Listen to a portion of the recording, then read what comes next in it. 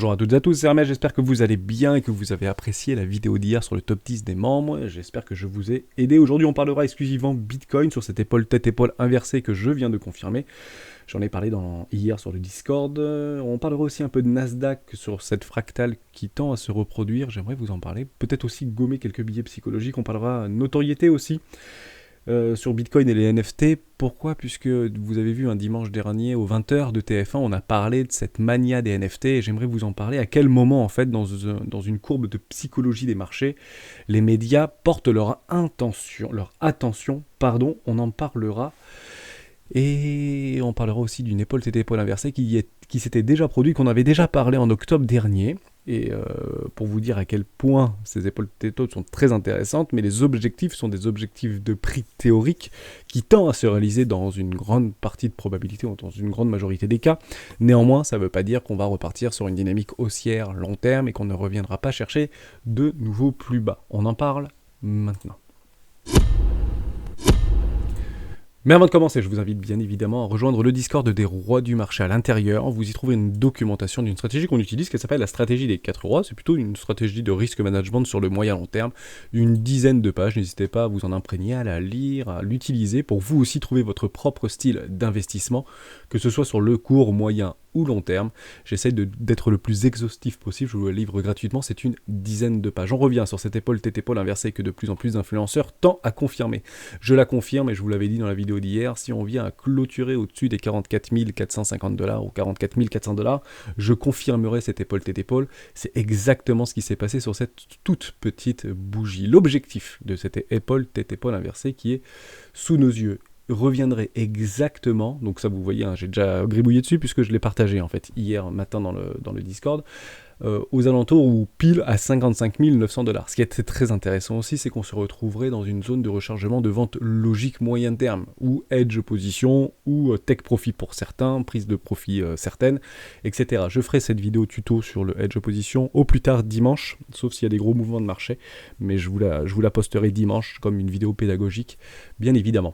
On avait déjà vu une sorte d'épaule tête-épaule inversée se produire précédemment. J'aimerais qu'on y revienne ensemble pour regarder ce qui pourrait se produire dans une espèce de fractal ou de répétition, si vous voulez, pour vous dire que même si on revient à clôturer et venir mécher à 55 900 $, ça ne veut pas dire que ce sera gagné. Les marchés sont difficiles, surtout bien sûr les marchés crypto. On essaye d'investir dans ce que l'on voit et non pas dans ce que l'on croit. Hein. C'est pas l'objectif de courir derrière un prix, puisqu'il est probable, peut-être, de revenir chercher cet énorme V-bottom ici aux alentours des 33 000 $. Je reprends, j'efface tout. Cette épaule tête-épaule, c'était en octobre dernier. Regardez ça, je vais rester en daily. Ce sera peut-être pas super joli, mais c'est quand même assez intéressant. Même si vous êtes sur le téléphone, on arrivera à la regarder. Je vais prendre juste ici mon épaule gauche. Je la remonte, juste là. Ma tête aux alentours des 57 660 $. Derrière, je vais rechercher juste là.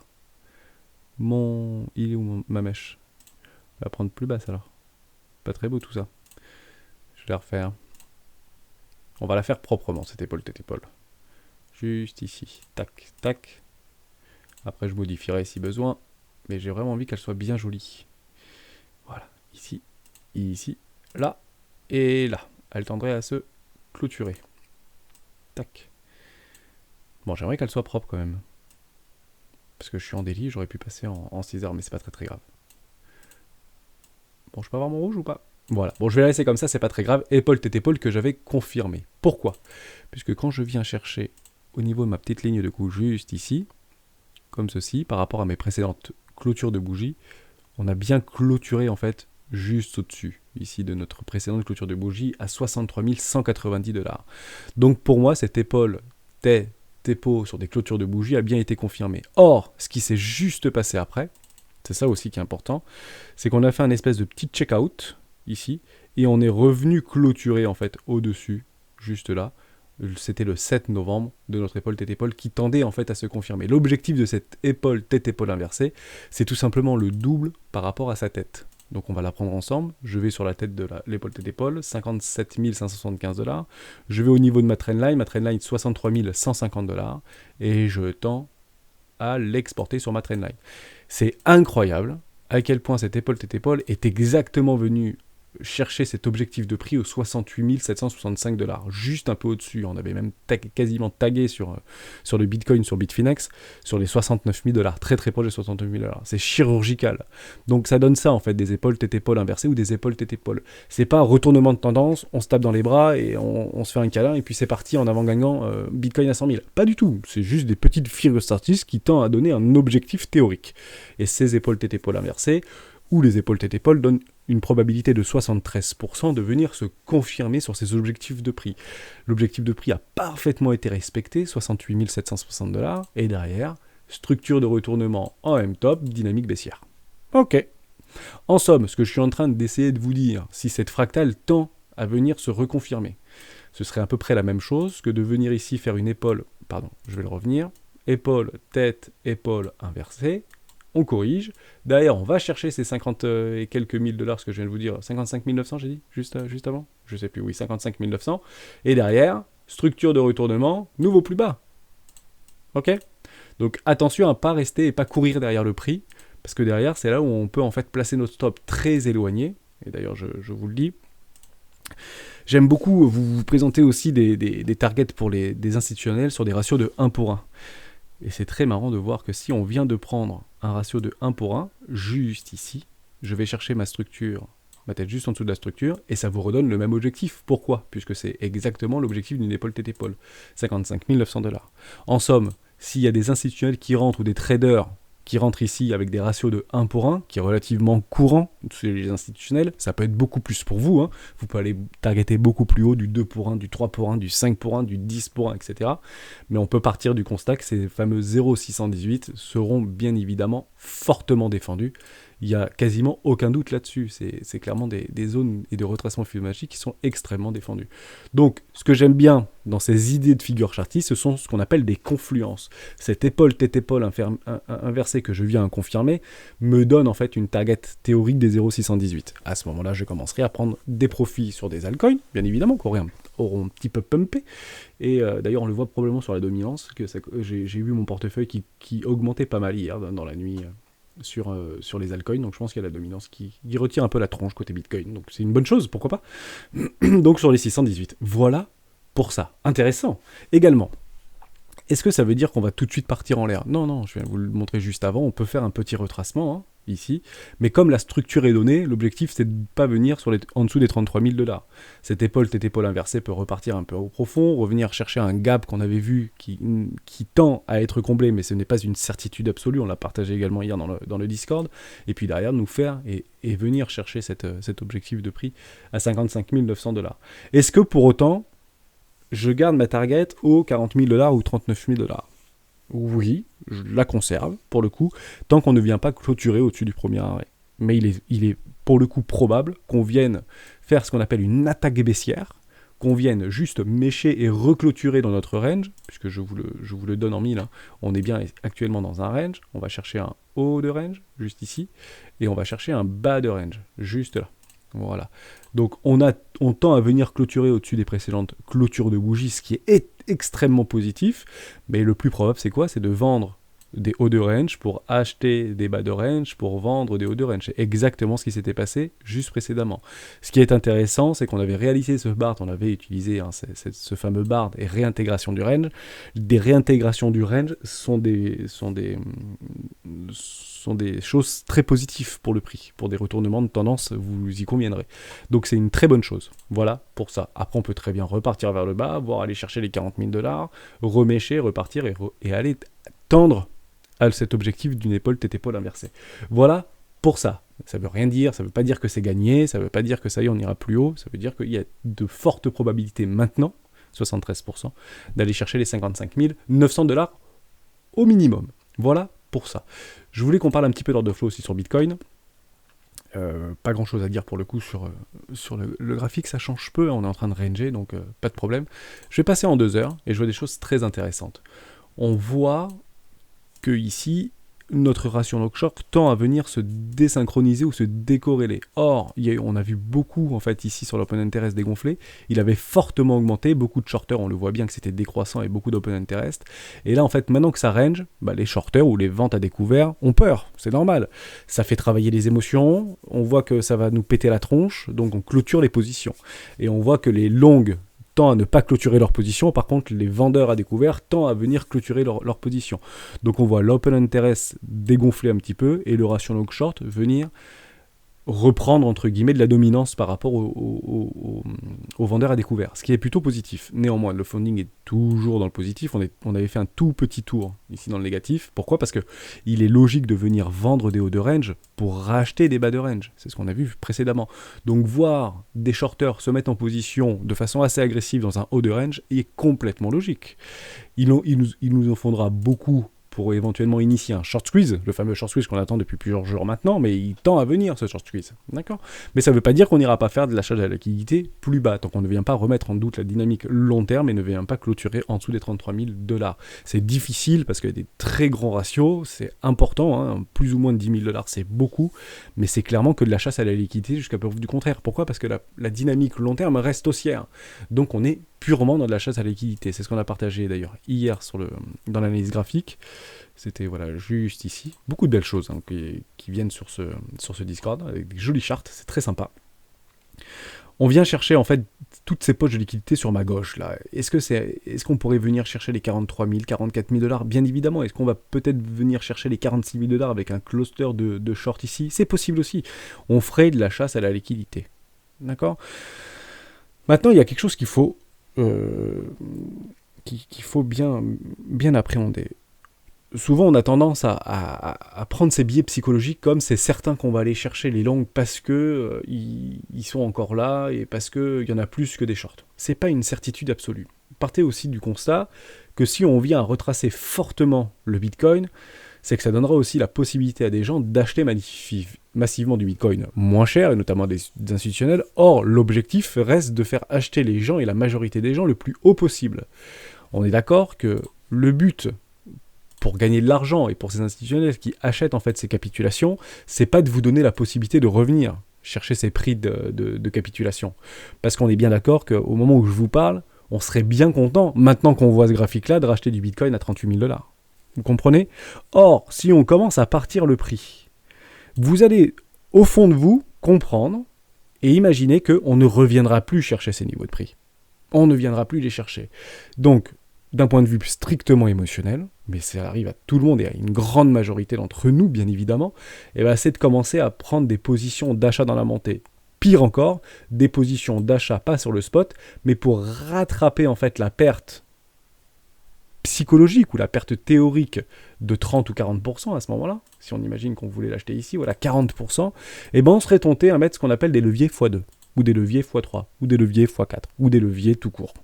Okay ?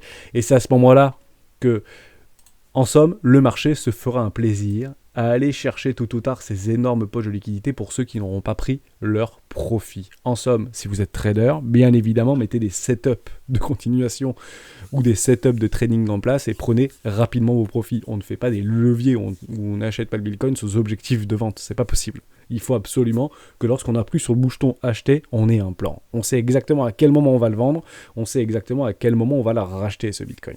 Tout simplement. Ou n'importe quelle crypto, hein, ou n'importe quelle action sur le marché traditionnel, bien évidemment. Mais c'est super important d'avoir un plan. Or, on s'aperçoit que c'est longue, et ils le savent les échangeurs. Ils le savent qu'on vient d'arriver sur les échangeurs, qu'on vient de faire un petit levier x2 pour se tester, qu'on va nous donner raison, qu'on va pas vendre nos tokens, et puis que derrière on va capituler dans la perte. Tout simplement. Donc attention, les ratios de 1 pour 1 viennent de entre guillemets, de s'arrêter aux 44 000 $. Au-dessus, ça va pousser fort si ça vient à pousser. Tout simplement. Voilà pour ça. J'espère que je vous ai aidé. Je voulais également qu'on parle un tout petit peu du Nasdaq, parce que j'ai vu une fractale éventuellement tendre à se reproduire. Regardez ça. Je vous le dis souvent, les mauvaises figures entre guillemets chartistes, donc là vous n'avez pas la mèche, mais elle est bien au-dessus, c'est en fait entre guillemets un M-top ici.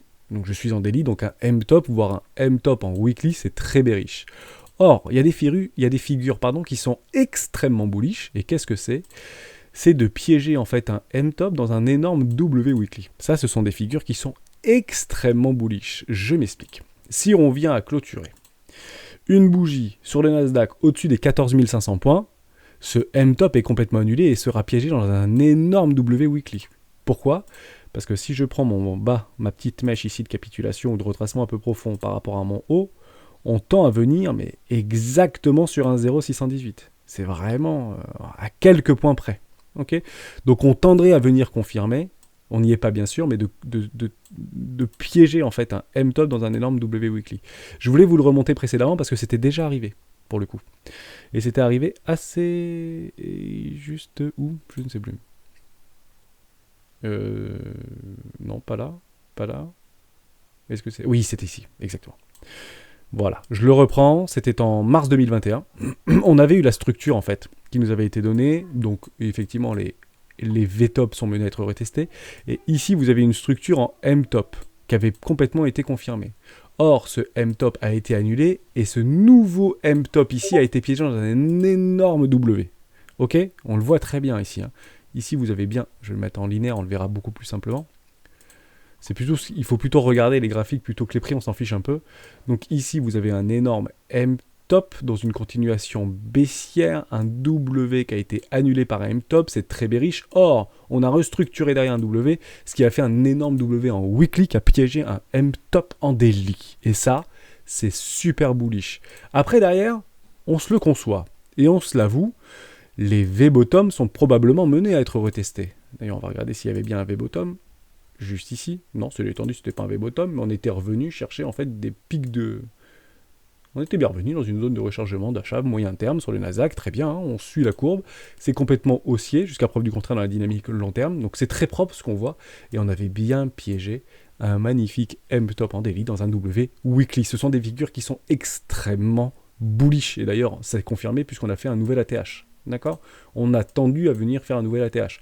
Ensuite, vous connaissez l'adage, les derniers arrivés, premiers sortis, et on peut vider le train et pour repartir de plus belle, bien évidemment. Je ne dis pas que ça tire pas la tronche hein, sur les valeurs technologiques, je dis juste qu'on est en train d'assister à un retournement ou un reversement, puisque c'est assez bullish, hein, pour le coup, là, à l'heure où je vous parle, on avait clôturé... sur la bougie de mardi à 2,53%, il y a un vrai regain, en somme, il y a des vrais acheteurs. Et pour le coup, dans une psychologie des foules et de masse, c'est pas que des particuliers qui achètent ce marché. Hein. C'est vraiment des gros institutionnels qui pensent qu'il y a encore un joli cycle à venir et qu'on est au milieu de quelque chose ou proche de la fin, mais il y a quand même de l'envie et il y a quand même de l'engagement de racheter et de ne pas laisser s'effondrer ce cours. Voilà pour ça. Et je voulais vraiment vous en parler parce qu'on tendrait en fait à retourner cette magnifique bougie, ce M-top en weekly dans un W weekly. Formidable. Donc on annulerait cette figure, objectif, casser le premier arrêt, zone de rechargement d'achat, nouvelle ATH. Ok ? Ce sera difficile, mais comme c'est tout le temps difficile, mais je voulais vraiment vous en parler pour essayer de gommer quelques biais psychologiques. Ce qui est dit d'une semaine à l'autre peut bien sûr changer en fonction de l'évolution des graphiques. C'est pas forcé d'être tout le temps devant les écrans, c'est pas du tout l'obligation. 1 heure tous les 2 jours, ça suffit largement pour repérer des clés, mettre des alertes, pourquoi pas. On peut mettre très bien une alerte à 14 500 points. Si vous voyez que ça commence à mécher au-dessus et de clôturer en weekly au-dessus, on se tape dans la main et il y a possibilité, retournement de tendance court terme, voire moyen terme, et nouvelle ATH probable pour le Nasdaq, bien évidemment. Et on voit qu'il y a des jolies couleurs qui se passent sur les valeurs tech actuellement, notamment sur Google, sur Apple, etc. C'est joli, il y a des jolies remontées. C'est magnifique ce qu'on voit. C'est très très bien racheté. C'est assez impressionnant d'ailleurs. On est sur des valorisations tellement hautes. Toujours ce petit pullback qu'on vient tester sur Amazon. On peut éventuellement retracer un petit peu sur Amazon, pas chercher ce premier arrêt parce que tout le monde l'attend, ce premier arrêt de 2320 points sur Amazon. Et puis derrière, structure un magnifique W, réintégration du range, on casse les nouveaux points. Derrière, c'est clairement pas de la distribution, mais peut-être de la réaccumulation. Et on a sorti tous les acheteurs agressifs. C'est magnifique ce qu'on voit sur Amazon. Je ne dis pas que ça va se passer. Je dis juste qu'actuellement, on a donné raison aux impatients, donc tous ceux qui ont distribué ce marché et shorté ce marché, puisque beaucoup de traders connus sur YouTube notamment et ailleurs ont annoncé ça. Amazon, direction 2320 points. On l'avait dit il y a quelques temps nous, mais Grosso modo, tout le monde s'y accorde. Bon, plus les gens vont s'y accorder, plus ça devrait ne pas arriver. Bien évidemment, on ne pose pas des tops de marché dans l'incertitude, on ne pose pas des tops de marché définitifs dans la peur. On pose des tops de marché définitifs dans l'euphorie extrême, dans le nouveau paradigme. Voilà. Et aujourd'hui, on voit qu'il y a encore de l'achat, et c'est pas de l'achat de particulier qui est actuellement sur ces valeurs technologiques type Apple, Google ou Amazon ou Tesla, même si Tesla a bien dégoupillé un petit peu. J'ai pas regardé hier la clôture, mais Tesla était un petit peu parti dans les... Ouf, ouais, c'est super bien remonté aussi, ouais c'est voilà. 5,33, regardez, je suis en weekly, on tend en fait à annuler ces énormes structures par un petit W weekly, hein. On se ment pas chez les rois. Si on vient clôturer au-dessus des 947$, on pourra plus dire que c'est baissier sur Tesla. On pourra dire que c'est une continuation de tendance haussière. Pourquoi ? Parce que la dynamique de fond très long terme est totalement haussière. On vient chercher un premier arrêt ou une zone de rechargement peut-être sur Tesla. Voilà, et on se ment pas chez les rois, hein. C'est juste magnifique, hein. Regardez ce petit 0,618 sur cette précédente structure de marché. Tounk, c'est vachement racheté. Ça, c'est pas des particuliers qui achètent massivement ici, hein. C'est des baleines, hein, qui achètent massivement ici, qui empêchent le cours de repartir vers le bas. Et derrière, on est en train de structurer ici un W weekly sur Tesla. Je ne dis pas qu'il faut acheter Tesla, puisque le gap de rendement en fait est relativement faible. Je ne pense pas que Tesla va doubler sa capitalisation en 6 mois. Je ne dis pas que c'est impossible, je dis juste que c'est peu probable. Mais pour ceux qui y sont, c'est plutôt, même si probablement beaucoup ont déjà pris des profits, on tend à venir repousser ce cours et toujours faire de nouveaux plus hauts pour aller dégommer ces hedge funds à vente à découvert sur des valeurs technologiques qui depuis des semaines et des mois tendent à appuyer très fort sur la tête et se font dégommer petit à petit. Et d'ailleurs on les voit, hein, sur les rapports, parce que vous savez les fonds institutionnels, enfin les hedge funds doivent en fait... tous les trimestres, dire quelles actions ils sont en vente à découvert, quelles actions ils ont achetées, etc. Donc c'est obligatoire. Donc à mon avis, on verra qu'il y en a pas mal qui vont peut-être sortir, bien sûr, du lot et pourquoi pas aller les dégommer petit à petit. Voilà pour ça, très intéressant sur Tesla. On finit cette vidéo. Une courte vidéo finalement très intéressante sur la psychologie des marchés financiers et notamment sur ce qui se passe avec les NFT. J'aimerais qu'on revienne sur Google Trends, ça faisait longtemps qu'on n'était pas venu sur Google Trends. Donc moi j'aime bien utiliser Google Trends sur les 5 dernières années dans tous les pays et je mets Bitcoin ou Byte Bitcoin, c'est assez similaire et on voit que Bitcoin tend encore à casser ses précédents lots. Ah, c'est très drôle, même si on n'est que sur la notoriété, on peut en fait analyser des structures de marché, bien évidemment sur la notoriété. Vous voyez que ça suit bien le cours, hein.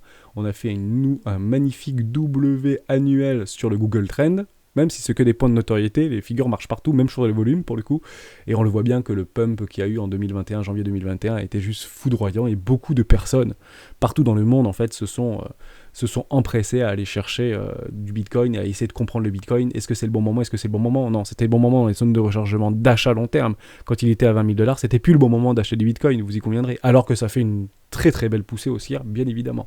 On tend en fait à venir chercher en fait ces précédents lots-là. On se désintéresse du Bitcoin. Très intéressant de se désintéresser du Bitcoin. Pourquoi ? Puisqu'on pose des bottoms quand personne s'y intéresse. C'est pas au moment où tout le monde va s'y intéresser qu'on va poser des bottoms de marché. Non, quand tout le monde s'y intéressera, un petit peu comme en 2017, on posera des tops de marché. C'est ici qu'on pose des tops de marché. C'est pas ici qu'on pose des tops de marché. Je dis pas qu'il ne peut pas aller plus bas. Je dis juste que c'est peu probable de poser des bottoms de marché alors que tout le monde s'en fiche de Bitcoin actuellement. Ou une grande majorité des personnes qui étaient déjà là en 2017 s'en fichent complètement et ne sont pas revenus, entre guillemets, au devant de la chaîne. Par contre, probablement que ceux qui ont acheté du Bitcoin en 2017, aux alentours des 20 000$ ou 15 000$, s'ils voient Bitcoin à 100 000$, ils disaient « j'ai eu raison et je vais réinvestir sur les tops de marché ». C'est dommage, parce qu'on aurait pu éventuellement prendre tout ce temps-là pour s'éduquer. Ça a détruit pas mal de vies, probablement pas mal de familles, d'avoir se surinvesti en 2017 et 2016-2017 sur les cryptoactifs. Ça a dû faire très très mal à beaucoup de gens. Et il est logique que même si vous le voyez à 60 000$ aujourd'hui ou 40 000$ aujourd'hui, qu'on n'y remette pas une pièce, parce qu'on a été vacciné et plutôt correctement il y a quelques années pour beaucoup d'entre nous finalement. Donc on arrive au bon moment, je pense qu'on est au milieu du cycle du Bitcoin actuellement, ça fait des semaines que je vous le répète. Voyons ce qui va se passer. Mais ce qui était très intéressant, c'est de voir au niveau de cette petite news là sur le 20h de TF1 dimanche, au niveau des NFT. On va mettre NFT et on va regarder où est-ce que ça en est. Terme de recherche. On est très haut, on est passé sur les 100, mais c'est toujours un ratio à corréler avec quelque chose d'autre. Vous allez voir, c'est très drôle. C'est très sympa. Donc une petite diminution. La Chine, qui d'ailleurs a banni, je rappelle, le Bitcoin et les mineurs, bon, ils sont à fond sur les NFT. Ok. Donc, Bitcoin, ban, mais NFT, pas de problème. Ok, vous avez compris un peu l'idée. Apparemment, hein, je sais même pas, je dis ça, mais aussi bien, ils n'ont pas le droit non plus. Hein, mais bon, bref, ils ont pas le droit de faire des transactions, entre guillemets. Mais c'est peut-être un vide juridique de partout, hein, c'est NFT en ce moment. Donc, on verra bien comment ça va se passer. Je corrèle NFT à Bitcoin, sur les termes de recherche. Et là, ça devient intéressant. Là, ça devient intéressant. Ça devient même extrêmement intéressant. En fait, on s'aperçoit que par rapport à 2017, notre ami NFT se trouve aux alentours, sur son plus haut, aux alentours des 20 points de notoriété ou des 20 points de recherche. Ok. Bah, on est probablement là, en fait, hein, au niveau des NFT. On doit être en septembre 2017, août 2017, là, à peu près. Hein. Peut-être un petit peu avant, là, peut-être juillet, voilà, mai, juin, juillet 2017. Enfin, on est en 2017, quoi. On n'est pas sur la TH, sur les NFT. Mais quand on voit cette espèce de courbe-là, vous voyez la courbe d'acceptation, de média attention, etc., bah, c'est exactement ce qui se passe sur la psychologie des marchés. Je vous l'ai pris sur Internet, principale phase de bulle spéculative. Vous avez le décollage, on en parlait depuis quelques mois maintenant au niveau des NFT, c'est un petit peu bankable, mais ça va très très vite. La vente, un petit check-out, on a probablement déjà eu des premiers entre guillemets arnaques, des premières personnes qui ont perdu de l'argent sur les NFT, ils pensaient qu'ils allaient faire, ils ont acheté des trucs à 4 Ethereum et aujourd'hui ça vaut 1 Ethereum, un petit peu une espèce de vente baissière. Derrière, attention des médias, intéressant. Et en fait, l'attention des médias, c'est au niveau de la prise de conscience pour dire « Ok, il y a un truc qui est en train de se passer, il faut que j'en parle. » Et TF1 en a parlé. Alors peut-être qu'en Chine, ils en parlent depuis des mois, ou peut-être qu'aux États-Unis, ils en parlent depuis des mois. Je ne dis pas le contraire. Mais c'est intéressant de le retranscrire, puisqu'on n'est pas si différents. Vous savez, la communication et les médias vont très très vite entre eux. Hein. On sait à peu près tout ce qui se passe à un instant T au niveau du monde entier.